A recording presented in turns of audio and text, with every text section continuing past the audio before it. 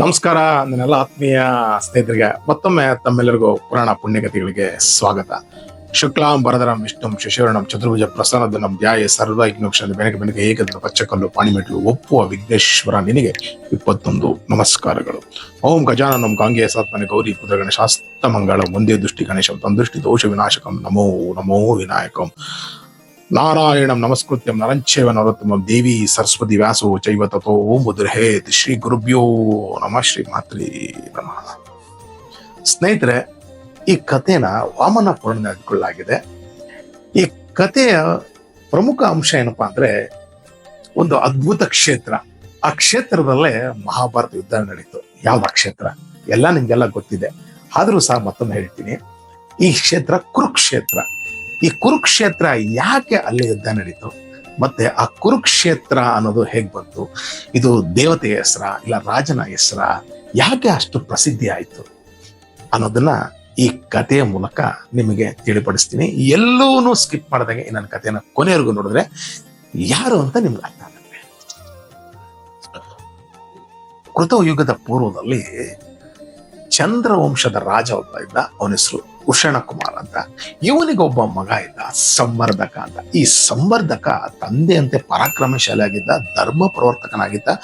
ಜೊತೆಗೆ ಅವನ ರಾಜ್ಯದ ಪರಿಪಾಲನೆ ಅದ್ಭುತವಾಗಿತ್ತು. ಎಲ್ಲೂ ಒಂದು ಚೂರು ಸಹ ಜನಗಳಿಗೆ ಮತ್ತೆ ಅಲ್ಲಿ ವಾಸ ಮಾಡುವಂತ ಪ್ರತಿ ಒಬ್ಬ ಪಶು ಪಕ್ಷಿ ಪ್ರಾಣಿಗಳಿಗೂ ಬಹಳ ಚೆನ್ನಾಗಿ ನೋಡ್ಕೊಳ್ತಿದ್ದ. ಒಮ್ಮೆ ಇವನು ಒಂದ್ಸರಿ ಬೇಟೆಗೆ ಅಂತ ಕಾಡಿಗೆ ಹೋದಾಗ, ಕಾಡಿಗೆ ಹೋಗ್ತಾ ಹೋಗ್ತಾ ಹೋಗ್ತಾ ಕಾಡಿಗೆ ತುಂಬಾ ಅಂಧಕಾರ ಇತ್ತು. ಕಾಡು ಹೋಗ್ತಾ ಹೋಗ್ತಾ ಹೋಗ್ತಾ ನೋಡ್ತೀನಿ ನಾನು ಅದ್ಭುತವಾದ ಸರೋವರ. ಆ ಸರೋವರದಲ್ಲಿ ಅನೇಕ ಅಪ್ಸರ ಸ್ತ್ರೀಯರು ಸ್ನಾನ ಮಾಡ್ತಾ ಇದ್ದಾರೆ.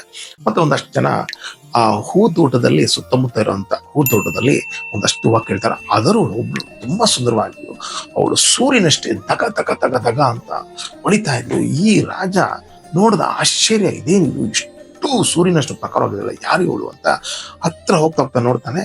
ಬಹಳ ಸುಂದರವಾಗಿರ್ತಾಳೆ. ರಂಭ, ಊರ್ವಶಿನ ಮೇನಕೆನು ಮೀಸುವಂತ ಸೌಂದರ್ಯ ನೋಡ್ತಾನೆ. ಅವಳು ಅಷ್ಟು ಸುಂದರವಾಗಿರ್ತಾನೆ. ನೋಡ್ತಾನೆ, ಒಬ್ರಿಗೊಬ್ರು ನೋಡಿ ಒಬ್ರಿಗೊಬ್ರು ಮನಸ್ಸಲ್ಲೇ ಪ್ರೀತಿಸ್ತಾರೆ. ಪ್ರೀತಿಸಿ ಕೊನೆಗೆ ಏನ್ ಮಾಡ್ತಾನೆ, ಧೈರ್ಯ ಹೆಂಗ್ ಮಾಡಿ ಕೇಳೋದು ಅಂತೇಳಿ ಧೈರ್ಯಗೆ ಹೋಗ್ತಾನೆ. ಹೋಗಿ ನೋಡ್ತಾನೆ, ಅವಳು ನೋಡ್ತಾ ಇದ್ದಂಗೆ ಮೂರ್ಛೆ ಬಂದ್ಬಿಡುತ್ತೆ. ಮೂರ್ಛೆ ಬಂದು ಬಿದ್ದಾಗ ಆ ಕ್ಷಣ ಅಲ್ಲೇ ಇದ್ದಂತ ಆ ಸುಂದರಿ ಯಾರು ಅಂತ ಕೇಳ್ತಾರ, ಅವಳೇ ಸೂರ್ಯನ ಮಗಳು ತಪತಿ. ಸೂರ್ಯದೇವನಿಗೆ ಇಬ್ಬರು ಹೆಂಡತಿದ್ರು. ಒಂದು ಸಂಜ್ಞಾದೇವಿ ಮತ್ತೆ ಛಾಯಾದೇವಿ. ಸಂಜ್ಞಾದೇವಿಗೆ ಯಮಧರ್ಮರಾಜ, ಮನು ಮತ್ತೆ ಯಮುನಾ. ಛಾಯಾದೇವಿಗೆ ಸೂರ್ಯ ಸವರ್ಣಿ ಮತ್ತೆ ಶನಿ ಭಗವಾನರು ಮತ್ತೆ ಇವಳು ತಪತಿ. ಆ ತಪತಿ ಭೂಮಿ ಮೇಲೆ ಹಿಂಗೆ ಬಂದಾಗ ಇವನ್ನ ನೋಡಿ ಒಬ್ರಿಗೊಬ್ರು ಬಹಳ ಇಷ್ಟಪಟ್ರು. ಮತ್ತೆ ಇಷ್ಟಪಟ್ಟ ಮೇಲೆ ಅದನ್ನ ಕೇಳ್ತಾನೆ, ನೀನು ಯಾರ ಮಗಳು ಅಂದಾಗ ಅವಾಗ ಹೇಳ್ತಾಳೆ, ನನಗೆ ಈ ತರ ಸೂರ್ಯನ ಮಗಳು ಅಂತ. ಸೂರ್ಯನ ಮಗಳು ಅಂತಷ್ಟೇ ಗಾಬರಿ ಆಗುತ್ತೆ.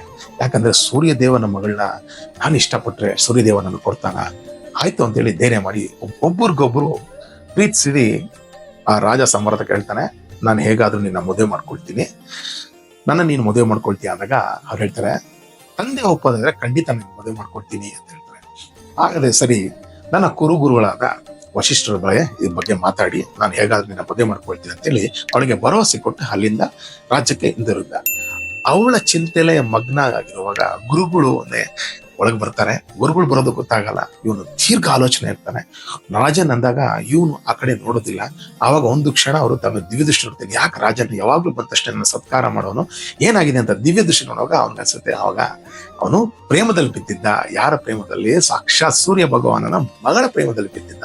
ಆವಾಗ ಹಿಂಗೆ ಅರ್ಥ ಆಗಿ ರಾಜನ್ ಅಂದಾಗ, ಓ ಗುರುಗಳೇ, ನೀವು ಬಂದಿದ್ದೆ ನನಗೆ ಗೊತ್ತಾಗಿಲ್ಲ ಅಂತೇಳಿ ಸಾಷ್ಟಾಂಗ ಬಿದ್ದಿ ಅವ್ರಿಗೆ ಅಗರ್ಗತ ಕೊಟ್ಟು ಕುಣಿಸಿ ಈ ತರ ಇರೋ ವಿಚಾರ ಹೇಳಿದಾಗ ನನಗೆ ಅರ್ಥ ಆಯ್ತು, ನೀನ್ ಯಾರು ಯೋಚನೆಯಲ್ಲಿ ಇದೆ ಅಂತ, ನೀನೇನು ತಲೆ ಕೆಡ್ಸ್ಕೊಂಡ್ಬಿಡ, ಅವಳನ್ನ ನಿನ್ಗೆ ಹೇಗಾರ ಮದುವೆ ಮಾಡ್ಕೊಡ್ತೀನಿ ಅಂತೇಳಿ ಅವ್ರಿಗೆ ಭರವಸೆ ಕೊಟ್ಟು ಆ ಕ್ಷಣ ಅವ್ನ ಆಶೀರ್ವಾದ ಅಲ್ಲಿಂದ ಸೀದಾ ಸೂರ್ಯ ಲೋಕಕ್ಕೆ ಹೋದ್ರು. ಸೂರ್ಯ ಲೋಕಕ್ಕೆ ಹೋಗ್ತಾರೆ, ನೋಡ್ತಾರೆ ಸೂರ್ಯ ಬರ್ತಾ ಇದ್ದಾನೆ. ಇವ್ರಿಗೆ ಇನ್ನೊಂದು ಸೂರ್ಯ ಬಂದೇನೋ, ಅಷ್ಟು ಪ್ರಕಾಶಮಾನವಾಗಿದೆ ಅಂತ ವಶಿಷ್ಠರು ಅವಾಗ ನೋಡಿದ ತಕ್ಷಣ ಸೂರ್ಯ ಭಗವಾನಿಗೆ ವಶಿಷ್ಠರನ್ನ ನೋಡಿ ಬಹಳ ಸಂತೋಷ ಆಗಿ, ಓ ಬಂದ್ಯಾ ಬಾ ಅಂತೇಳಿ ತನ್ನ ರಥದಲ್ಲಿ ಕೊಂಡಿಸ್ಕೊಟ್ಟು. ಅಂದ್ರೆ ಆಕ್ಚುಲಿ ಸೂರ್ಯ ಯಾರನ್ನು ಕೊಂಡಿಸ್ಕೊಳಲ್ಲ, ಆದ್ರೆ ಇವ್ರಿಗೆ ಆ ತಾಕತ್ತು ಇತ್ತು, ಮತ್ತೆ ಜೊತೆಗೆ ಇವ್ರಿಗೆ ಅಧಿಕಾರನೂ ಸಹ ಇತ್ತು. ಹಾಗಾಗಿ ಇವ್ರನ್ನ ಪಕ್ಕದಲ್ಲಿ ಕೊಂಡಿಸ್ಕೊಂಡು ಬಂದ ವಿಚಾರ ಏನು ಅಂತ ಕೇಳ್ದ.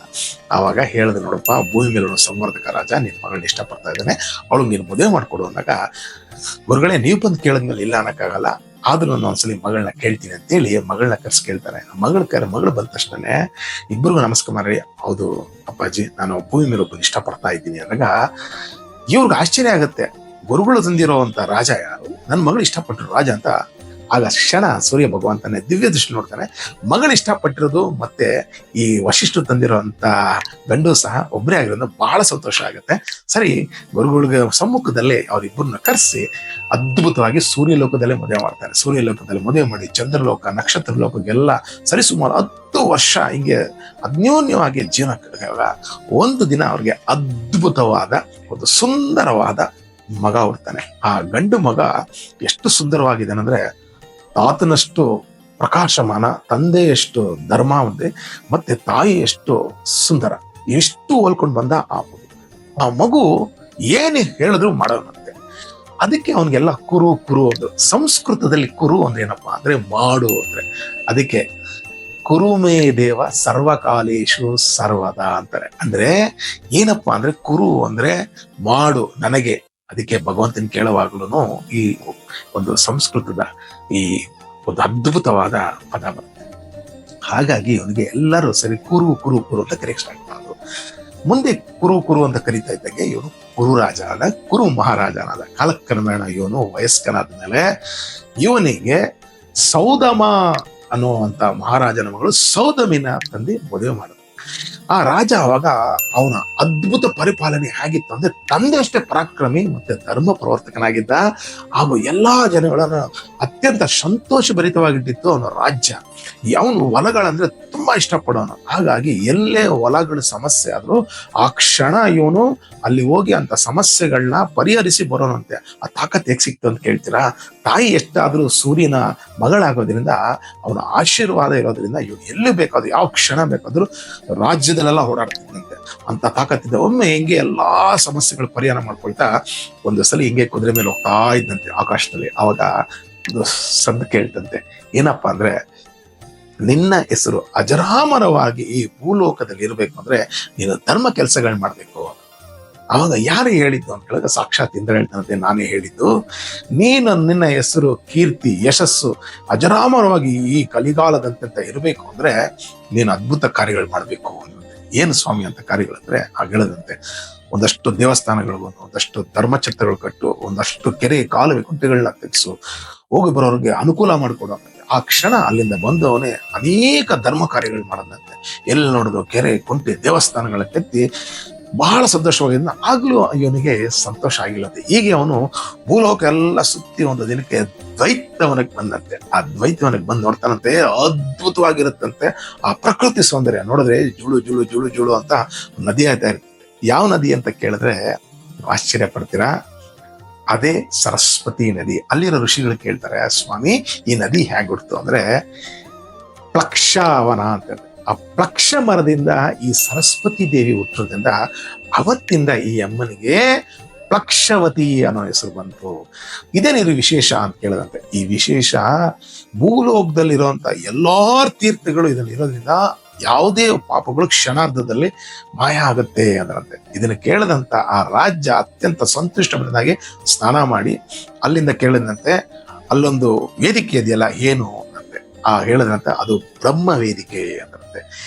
ಏನಕ್ಕೆ ಬಂತ ಆ ವೇದಿಕೆ ಅಂದ್ರೆ ಆಗ ಹೇಳ್ತಾರಂತೆ, ಒಂದಾನೊಂದು ಕಾಲದಲ್ಲಿ ಪರಮಾತ್ಮನಾದ ಪರಶಿವನ ತಲೆಯಿಂದ 5 ಮುಖಗಳಿಂದ 5 ಜಾಗಗಳಾಯ್ತಂತೆ. ಒಂದೊಂದನ್ನು ಸಹ ಒಂದು ಈಶಾನ್ಯದಲ್ಲಿ, ಒಂದು ವಾಯುವ್ಯದಲ್ಲಿ, ಒಂದು ಪೂರ್ವ ಪಶ್ಚಿಮ, ಈ ತರ 4-5 ಜಾಗದಲ್ಲಿ ಅದ್ಭುತವಾದ ಒಂದು ಪ್ರದೇಶಗಳನ್ನ ಸ್ಥಾಪನೆ ಮಾಡಿದ್ರಂತೆ. ಅದೇನೆ 5 ಪ್ರದೇಶ. ಯಾವುದು ಅಂದ್ರೆ, ಪ್ರಥಮವಾಗಿ ಗಯಾ, ಮತ್ತೆ ಪುಷ್ಕರಣಿ, ಮತ್ತೆ 3ನೇದು ವಿರಜ, 4ನೇದು ಶಮಂತಕ, ಮತ್ತೆ ಇನ್ನೊಂದು ಶಾವರ್ಣಿ. ಈ ತರ 5 ಅದ್ಭುತ ವೇದಿಕೆಗಳನ್ನ ಮಾಡಿದ್ರಂತೆ. ಆ ವೇದಿಕೆಗಳನ್ನ ಮಾಡಿದ್ಮೇಲೆ ಅಲ್ಲಲ್ಲಿ ಅದಕ್ಕೆ ಪ್ರತ್ಯಕ್ಷವಾದ ಮತ್ತೆ ಪರೋಕ್ಷವಾಗಿ ಸ್ವಾಮಿನೇ ನಿಂತ್ಕೊಂಡಿದ್ರಂತೆ. ಹಾಗಾಗಿ ಅಲ್ಲಿ ಯಾರೇ ಹೋದ್ರು ಅವ್ರ ಅಭಿಷ್ಟಗಳು ಸಿದ್ಧಿ ಆಗ್ತಾ ಇದ್ದಂತೆ. ಈ ಶಮಂತಕ ಅಂತ ಕೇಳಿದಾಗ ಏನಿದು ಶಮಂತಕ ಅಂತ ಕೇಳ್ತಾರೆ. ಆ ಶಮಂತಕ ಏನಪ್ಪಾ ಅಂದ್ರೆ, ಒಂದಾನೊಂದು ಕಾಲದಲ್ಲಿ ಪರಶುರಾಮರು 21 ಬಾರಿ ಈ ಪ್ರಪಂಚ ಪರೀಕ್ಷೆ ಮಾಡಿ ಅನೇಕ ದುಷ್ಟ ರಾಜರುಗಳನ್ನ ಸಂಹಾರ ಮಾಡಿ ಅವರ ರಕ್ತಗಳನ್ನ ತಂದು ಪಂಚಮಡುವು ಮಾಡಿ ಅದ್ರಲ್ಲಿ ತುಂಬಿಸಿದ್ರು. ಆಗ ಅವ್ರಿಗೆ ಭಯ ಆಯ್ತಂತೆ ನೋಡಿ. ಆಗ ಆ ಕ್ಷಣ ಸ್ವಾಮಿಯಾದ ಪರಮೇಶ್ವರನ ಜ್ಞಾಪಿಸ್ಕೊಂಡ ತಕ್ಷಣ ಬಂದಂತೆ, ಸ್ವಾಮಿ ನನಗೆ ಭಯ ಆಗ್ತಾ ಇದೆ, ಈ ಪಂಚಮಡುಗಳಂದ್ರೆ ನೀನೇನು ತಲೆ ಕೆಡ್ಸ್ಕೊಂಬೇಡ, ಯಾಕಂದ್ರೆ ಪಂಚಮಡುವಲ್ಲಿ ನೀನು ಮಿಂದಿ ಸ್ನಾನ ಮಾಡಿ ನನ್ನನ್ನು ಸಹ ನೀನು ಸಂತೃಪ್ತಿ ಮಾಡಿದ್ಯಾ, ಜೊತೆಗೆ ನಿನ್ನ ಪಿತೃಗಳು ಸಹ ಸಂತೃಪ್ತಿ ಆಗಿದ್ದಾರೆ. ಆದ್ರೆ ಮುಂದೆ ಬರುವಂತ ಜನಗಳಿಗೆ ಇದು ನೋಡಿದ್ರೆ ಭಯ ಆಗ್ಬಾರ್ದು. ಹಾಗಾಗಿ ಈ ಕ್ಷಣ ನೀನು ಸರಸ್ವತಿ ದೇವಿನ ಕೂಗು, ಆ ಎಮ್ಮ ಬಂದು ಇದ್ರೊಳಗಡೆ ಸೇರಿದ್ರೆ ಈ ಇರೋಂಥ ಪಾಪಗಳೆಲ್ಲ ನಶಿಸುತ್ತೆ ಅಂದ್ರಂತೆ. ಆಗ ಶ್ರದ್ಧೆಯಿಂದ ಪರಶುರಾಮರು ತಾಯಿ ಸರಸ್ವತಿನ ಕೂಗುದಂತೆ. ಆ ಕ್ಷಣ ಬಂದು ಆ ಪಂಚಮಡುವನ್ನೆಲ್ಲ ತುಂಬಿ ಪರಿಷ್ಕರಣೆ ಮಾಡಿ ಅದ್ಭುತವಾದ ಒಂದು ಪಂಚಕ ಕ್ಷೇತ್ರಗಳು, ಅದೇ ಶಮಂತಕ ಕ್ಷೇತ್ರ ಆಯ್ತಂತೆ. ಅಲ್ಲಿ ಯಾರೇ ಒಂದು ಏನೇ ಮಾಡಿದ್ರು ಅದ್ಭುತವಾದ ಕಾರ್ಯ ನಡೀತಂತೆ.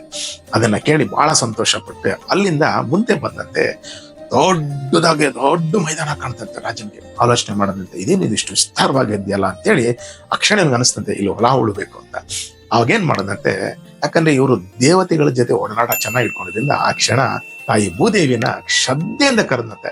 ಆ ಎಮ್ಮ ಬಂದು ಏನ್ ಬೇಕು ಅಂದ್ರೆ ನೆಗಲ್ ಕೊಡಂತೆ, ಚಿನ್ನದ ನೆಗಲ್ ಕೊಟ್ಟಂತೆ. ಆ ಕ್ಷಣ ಏನ್ ಮಾಡದೆ ಮತ್ತೆ ಇವನ್ ಅನಿಸ್ತಂತೆ, ಎತ್ತು ಬೇಕಲ್ವಾ ಅಂತೇಳಿ ಸಾಕ್ಷಾತ್ ಪರಮೇಶ್ವರನ ಧ್ಯಾನ ಮಾಡದಂತೆ. ಆ ಕ್ಷಣ ಪರಮೇಶ್ವರ ಒಂದು ಏನ್ ಬೇಕು ಹೇಳೋದಂತೆ, ನಿನ್ನ ವಾಹನ ಅಂದ್ರೆ ನಂದಿನ ಕೊಡುವಂತೆ, ನಂದಿ ಕೊಟ್ರಂತೆ. ಅವಾಗ ಮತ್ತೆ ಏನ್ ಆಲೋಚನೆ ಮಾಡದಂತೆ, ಸಂಯಮಪುರದ ರಾಜ ಯಮಧರ್ಮನ್ನ ಜ್ಞಾಪಿಸ್ಕೊಂಡಂತೆ. ಆ ಕ್ಷಣ ಯಮಧರ್ಮ ಬಂದದ್ದು ಏನ್ ಬೇಕು ಅಂದ್ರೆ, ನಿನ್ನ ವಾಹನವಾದ ಪೌಂಡ್ರಕವನ್ನು ಕೊಡು ಅಂತಾರೆ. ಪೌಂಡ್ರಕ ಅಂದ್ರೆ ಯಮಧರ್ಮನ ವಾಹನಕ್ಕೆ ಪೌಂಡ್ರಕ ಅಂತಾರೆ. ಅವಾಗ ಆ ಎತ್ತು ಒಂದ್ ಕಡೆ ಮತ್ತೆ ಯಮಧರ್ಮನ ವಾಹನ ಒಂದ್ ಕಡೆ ಸೆಂಟ್ರಲ್ ಲೇಗಲ್ ಹಾಕಿ ಇನ್ನೇನು ಹೂಳಕ್ಕೆ ಪ್ರಾರಂಭ ಮಾಡದಂತೆ. ಅವಾಗ ಆ ಕ್ಷಣ ಇಂದ್ರ ಬಂದಂತೆ, ಹಿಂದೆ ಸ್ವಾಮಿ ಏನ್ ಮಾಡ್ತಿದ್ಯಾ ನೀನು, ಆರಾಮಾಗ ರಾಜ್ಯ ಒಳಗ್ ಬಿಟ್ಟೆ, ನಿನಗೆ ಯಾಕೆ ಬೇಕು ಅಂದ್ರೆ ಹೇಳದಂತೆ, ಇಂದ್ರ ಈ ಭೂಮಿನ ಉಳೋದ್ರಿಂದ ಸಾಕ್ಷಾತ್ ಭೂದೇವಿ ನನಗೆ ಅಷ್ಟಾಂಗ ಧರ್ಮ ಅನ್ನೋದು ಕೊಡ್ತಾಳೆ ಅಂತೆ. ಆಗಿಂದ ಕೇಳಿದ್ರೆ ಏನದು ಅಷ್ಟಾಂಗ ಧರ್ಮ, ಅದರಿಂದ ಪ್ರಯೋಜನ ಏನು ಅಂತ ಕೇಳುತ್ತೆ. ಆ ಅಷ್ಟಾಂಗ ಧರ್ಮದಿಂದ ಪ್ರಯೋಜನ ಏನಪ್ಪಾ ಅಂದ್ರೆ ಮಾನವನಿಗೆ ಮೋಕ್ಷ ಸಿಗುತ್ತೆ ಅಂತೆ. ಹಾಗಾದ್ರೆ ಯಾವುದು ಅಷ್ಟಾಂಗ ಧರ್ಮ ಅನ್ನಂತೆ, ಅದೇ ಹೇಳದಂತೆ, ತಪಸ್ಸು, ಬ್ರಹ್ಮಚರ್ಯ, ದಾನ, ಧರ್ಮ, ಕ್ಷಮ, ಶೌಚ ಮತ್ತೆ ಯೋಗ, ಇವಿಷ್ಟು ಅಂತ ಹೇಳದಂತೆ. ಇದನ್ನು ಕೇಳದಂತ ಇಂದ್ರ ಅನ್ಕೊಂಡಂತೆ, ಹಾಗಾಗಿದ್ರೆ ಇವತ್ತು ಭೂಮಿ ಮೇಲಿರೋರೆಲ್ಲ ಹೊಲ ಹುಳಿ ತಗೊಂಡ್ಬಿಟ್ಟಿರೋರು, ರಾಜೇನ್ ಅದು ಅಷ್ಟು ಸುಲಭದ ವಿಚಾರ ಅಲ್ಲ ಅಂದ್ಬಿಟ್ಟು ಅವ್ರು ನಕ್ಕೊಂಡು ಅಲ್ಲಿಂದ ಮಾಯಾಗಿ ಹೋದ್ರಂತೆ. ಮಾಯಾಗಿ ಹೋಗಿದ ತಕ್ಷಣನೇ ಈ ರಾಜನ್ ತಲೆ ಕೆಡ್ಸ್ಕೊಂಡಿಲ್ವಂತೆ. ಯಥಾ ಪ್ರಕಾರ ತನ್ನ ಕೆಲಸನ ಪ್ರಾರಂಭ ಮಾಡದಂತೆ. ನೋಡಿ ಸ್ನೇಹಿತರೆ, ಅಷ್ಟಾಂಗ ಯೋಗ ಅನ್ನೋದು ಖಂಡಿತ ಸಿಗುತ್ತೆ. ಯಾರು ಅಂದ್ರೆ ಒಬ್ಬ ಸದ್ಗುರುಗಳ ಮೂಲಕ ನಾವು ಒಂದು ಅದ್ಭುತವಾದ ಮಂತ್ರನ ತಗೊಂಡು ಅದನ್ನು ಅತ್ಯಂತ ಶ್ರದ್ಧೆಯಿಂದ ಆಲದ ಮರ ಕೆಳಗಡೆನೋ ಅಥವಾ ಅರಳಿ ಮರದ ಕೆಳಗಡೆ ಕುತ್ಕೊಂಡು ಜಪ ಮಾಡಿದ್ರೆ ಶ್ರದ್ಧೆಯಿಂದ ಸಿಗುತ್ತೆ ಅಂತ ಈ ಧರ್ಮದಲ್ಲೇ ಇದೆ. ಅದನ್ನ ನಾನು ರಾಜನೇ ಕೇಳ್ದ. ಹೀಗೆ ಅವನು ಹೊಲನ ಸರಿಸುಮಾರು 7 ಕೋರ್ಸ್ಗಳು ಕಾಲ ಉಳ್ತಾ ಇದ್ದಂತೆ. ಆ ಸಂದರ್ಭದಲ್ಲಿ ಏನ್ ನಡೀತು ಅಂದ್ರೆ, ಸಾಕ್ಷಾತ್ ಭಗವಾನ್ ಮಹಾವಿಷ್ಣು ಒಂದು ಅದ್ಭುತ ಬ್ರಾಹ್ಮಣನ ವೇಷ ಹಾಕೊಂಬಂದೆ. ಅಯ್ಯ ಏನ್ ಮಾಡ್ತಿದೀಯಾ ಅಂದ್ರಂತೆ. ಸ್ವಾಮಿ ಹೊಲ ಉಳ್ತಾ ಇದ್ದೀನಿ ಅಂತೆ. ಹೊಲ ಏನೋ ಹೊತ್ತು ಬಿಡಿದ್ಯಾ, ಬೀಜ ಇದೆಯಾ ಅಂದ್ರಂತೆ. ಸ್ವಾಮಿ ಆ ಬೀಜ ನನ್ನ ದೇಹದಲ್ಲಿದೆ ಅಂದ್ರಂತೆ. ಹಾಗಾದ್ರೆ ಆ ಬೀಜನ ತೆಗಿಬೇಕಲ್ಲ ಅಂದ್ರಂತೆ. ಸ್ವಾಮಿ ನೀವು ಹೇಗೆ ಹೇಳ್ತಿರೋ ಹಾಗೆ ಅಂದ್ರಂತೆ. ಆ ಬೀಜ ನಾನು ತೆಗೆದುಕೊಡ್ತೀನಿ, ನಾನು ಹೇಳ್ದೆ ಕೇಳ್ತೀಯಾ ಅಂದ್ರಂತೆ. ಖಂಡಿತ ಸ್ವಾಮಿ, ನಾನು ಏನ್ ಹೇಳಿದ್ರು ಕೇಳ್ತೀಯಾ ಅಂದ್ರೆ, ಖಂಡಿತ ಕೇಳ್ತೀನಿ ಅನ್ನಂತೆ. ಸರಿ, ಹಾಗಾದ್ರೆ ಬಲಗೈ ಚಾಚು ಅನ್ನಂತೆ. ಬಲಗೈ ಚಾಚಿದ ತಕ್ಷಣ ಚಕ್ ಅಂತ ಚಕ್ರ ಬಿಟ್ಟು ಆ ಕೈಗಳನ್ನ ಪೀಸ್ ಪೀಸ್ ಪೀಸ್ ಪೀಸ್ ಮಾಡದಂತೆ. ಆ ಪೀಸ್ಗಳೆಲ್ಲ ಭೂಮಿ ಮೇಲೆ ಬಿತ್ತಂತೆ. ಮತ್ತೆ ಒಂದು ಬಲಗೈ ಕಟ್ಟಾದ್ಮೇಲೆ ಎಡಗೈ ಹಿಡಿದಂತೆ. ಎಡಗೈನೂ ಸಹ ಪೀಸ್ ಪೀಸ್ ಪೀಸ್ ಆಗಿ ಭೂಮಿ ಮೇಲೆ ಬಿತ್ತಂತೆ. ಮತ್ತೇನಿದೆ ಅಂದ್ರಂತೆ, ನನ್ನ ಕಾಲಿದೆ ಸ್ವಾಮಿ ಅಂತ. ಕಾಲ್ನೂ ಸಹ ಪೀಸ್ ಪೀಸ್ ಪೀಸ್ ಪೀಸ್ ಮಾಡ್ಬಿಟ್ರಂತೆ.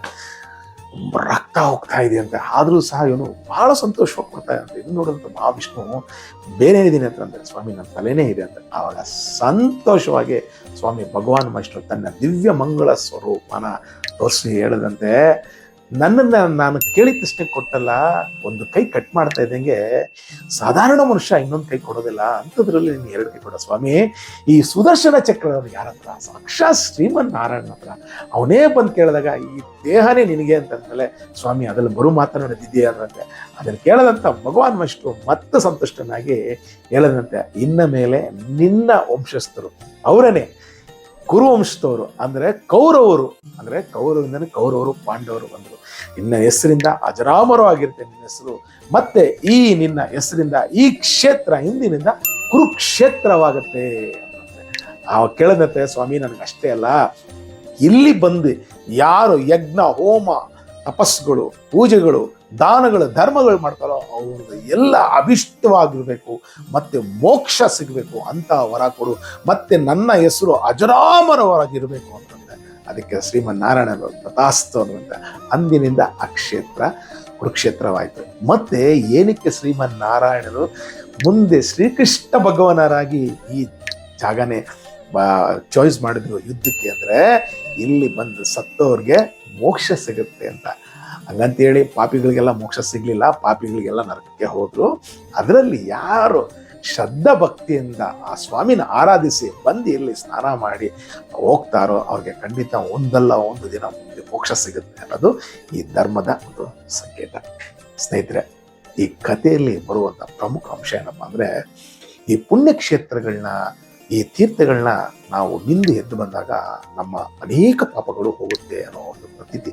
ಹಾಗಾಗಿ ಈ ಭೂಮಿ ಮೇಲೆ ಇಷ್ಟೊಂದು ತೀರ್ಥಗಳು ನದಿಗಳು ಇರೋದ್ರಿಂದ ಮಾನವನು ಬಂದು ಅದರಲ್ಲಿ ಸ್ನಾನ ಮಾಡಿ ಮಿಂದಿ ತನ್ನ ತರ್ಪಣಗಳನ್ನ ಪಿತೃಗಳಿಗೆ ಬಿಟ್ಟಾಗ ಅವರೂ ಸಹ ಸಂತುಷ್ಟವಾಗಿರ್ತಾರೆ, ನಮ್ಮ ಜೀವನಗಳು ಚೆನ್ನಾಗಿರುತ್ತೆ, ಮತ್ತು ನಮ್ಮ ಒಂದು ಸಂಸ್ಕಾರನೂ ಸಹ ಚೆನ್ನಾಗಿ ಬೆಳೀತದೆ ಅನ್ನೋ ಒಂದೇ ಒಂದು ಕಾರಣಕ್ಕೋಸ್ಕರ ಈ ಭೂಮಿ ಮೇಲೆ ಇಷ್ಟೆಲ್ಲ ಮಾಡಿದ್ರು ಆ ಭಗವಂತ. ಹಾಗಾಗಿ ಸ್ನೇಹಿತರೆ, ಈ ಕತೆ ಇಲ್ಲಿ ಬರೋದಕ್ಕೆ ಒಂದು ಕಾರಣ ಆಯಿತು.